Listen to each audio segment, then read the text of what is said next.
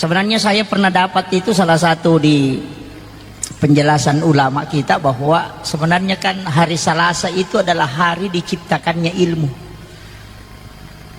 Hari Senin itu ditetapkan rezeki. Sedangkan hari Jumat adalah hari penetapan ibadah untuk umatnya Rasulullah. Maka dia gurut ya kong ka anak-anak melo idaptar ko sikolangnya, makanya tuh ko idaptar ya so Salasa.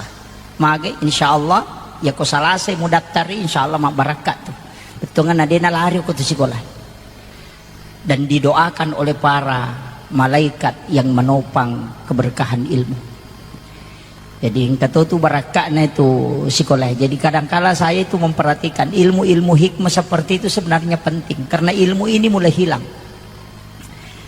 Ya rupa disangangnya Pak madu berupang. Makanya anak-anakku yang sudah menghafal Al-Quran itu sama dengan menghafal undang-undang. Tapi dena ya kokorang kebarakatnya. Sudah mentalaki ke gurunya itu penting. Pembina tahfiz itu penting, anak-anak kita mentalaki di situ untuk dites hafalannya. Tapi saya sampaikan, jangan store ke gurunya, karena kapan di store ke guru itu nanti anak-anak akan hilang. Tak itu mantu. Maka storelah kepada Allah seperti Ahmad bin Hanbal. Imam Abu Hanifah juga begitu. Yaitu Imam Abu Hanifah akaduana patamma korangnya sesusiwan nih. Sisang isaliwas sampajang, satu di dalam sholat. Makanya anak-anakku yang menghafal Al-Quran sudah khatam 30 juz, patamma ikorang kilalan na sampajangnya. As-sampajas sunnah don rakana, kemudian khatamkan Al-Quran. Kalau tidak bisa selesai di 2 rakaat itu, pokoknya laksanakan setiap 2 rakaat khatamkan. Baca si digesok si direkam. Ya kupure tapatamma okilalan na sampajangnya, tilaunya kupong Allah Ta'ala di sujud terakhir.